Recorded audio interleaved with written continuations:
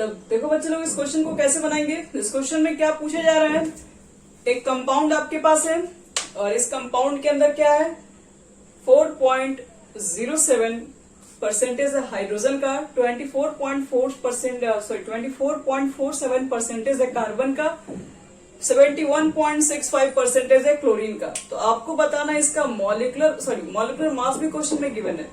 आपको empirical formula और molecular formula को कैलकुलेट करना है। तो देखो बच्चे लोग कैसे कैलकुलेट करेंगे।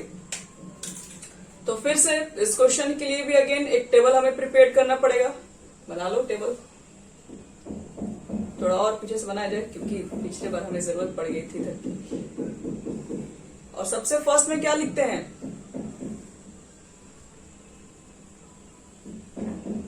एलिमेंट्स, और उसके बदल में क्या लिखते हैं बच्चे लोग, जिसका परसेंटेज जितना दिया वो लिख दो। थर्ड स्टेप क्या बताए थे, एटॉमिक मास। फोर्थ स्टेप क्या बताए थे, फोर्थ स्टेप आपको बताए थे relative number of moles. Relative number of moles जिसका फॉर्मूला क्या होता है, परसेंटेज बटे में एटॉमिक मास। फोर्थ में आपको क्या बताया गया था,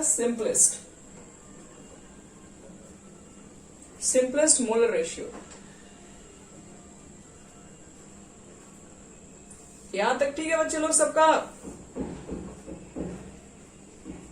अब सबके डाटा को लिख दे रहे हैं, कितना कितना गिवन है, कौन कौन सा एलिमेंट है बोलो।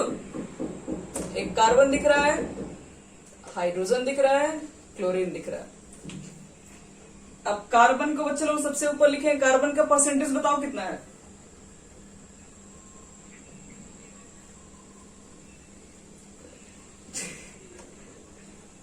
हाँ 24.47 परसेंटेज है। हाइड्रोजन का क्या है परसेंटेज, 4.07। एक मिनट, हाँ ठीक है, खुल गया। देखो तो हो गया ना। क्लोरीन का बच्चे लोग क्या है 71.65 परसेंटेज, ठीक है ना। चलो अब बताओ मुझे तुम लोग, कार्बन का मास कितना लिख दे हम लोग, 12। हाइड्रोजन के मास, क्लोरीन का बताओ 35.5। चलो वेरी गुड। अब मुझे बताओ तुम लोग कि रिलेटिव नंबर ऑफ मोल्स बताने हैं, तो उसके लिए परसेंटेज चाहिए और डिवाइड बाई 12 भी चाहिए।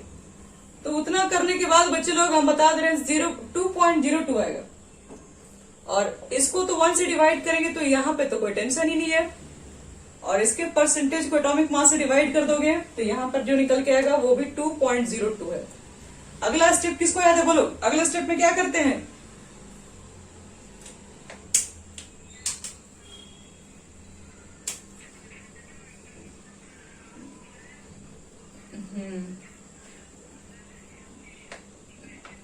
हाँ इसका मतलब है कि आपको जो सबसे जो छोटा इसमें नंबर होगा वो नंबर से आप तीनों में डिवाइड कर दीजिए।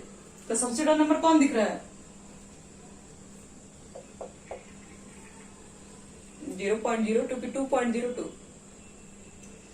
ये 2.02 में तीनों में डिवाइड कर दो बच्चे लोग, तो ये तो 1 हो जाएगा ना। 2.02 में यहाँ डिवाइड करोगे तो कितना हो जाएगा, 2 आ जाएगा, और यहाँ पे डिवाइड करोगे तो 1 आ जाएगा। अब तो ये बच्चे लोग पहले से होल नंबर में है, अब इसको कुछ होल नंबर में कन्वर्ट करने की जरूरत नहीं है। तो बताओ तो इंपेरिकल फॉर्मूला कितना हो गया,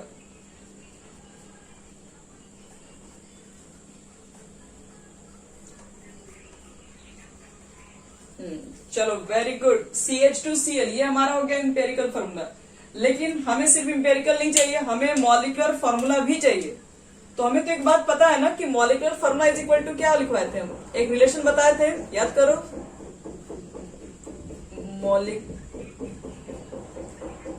हाँ चलो वेरी गुड, N इंटू होता है इंपेरिकल फॉर्मूला। अगर इंपेरिकल फॉर्मूला मुझे मालूम चल गया बच्चे लोग, अगर इस N की वैल्यू अगर निकाल दिया जाए तो अब तो मॉलिक्यूलर फॉर्मूला भी निकल जाएगा। तो एक चीज बताओ, N इज इक्वल टू कितना लिखवाते हैं हम, कैसे इसकी वैल्यू को फाइंड करते हैं,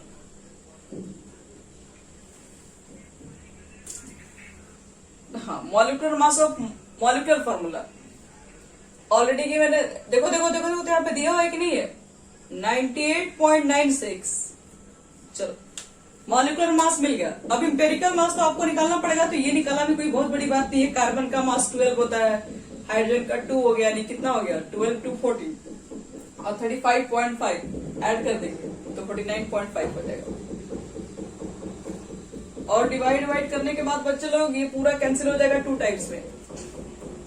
अब पूरा कैंसिल हो गया 2 टाइम्स में तो क्या कर देंगे हम,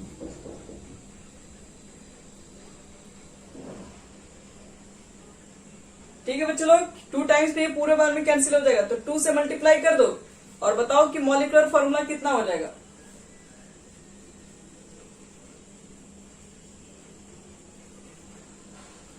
कितना होगा 2 से मल्टीप्लाई करने पे, C2 H4 Cl2। तो ये बच्चे लोग क्या निकल गया, हमारा मॉलिक्यूलर फॉर्मूला निकल गया। हमें एम्पेरिकल फॉर्मूला भी कैलकुलेट करने आ गया, मॉलिक्यूलर फॉर्मूला भी कैलकुलेट करने आ गया, हमारा काम तो हो गया।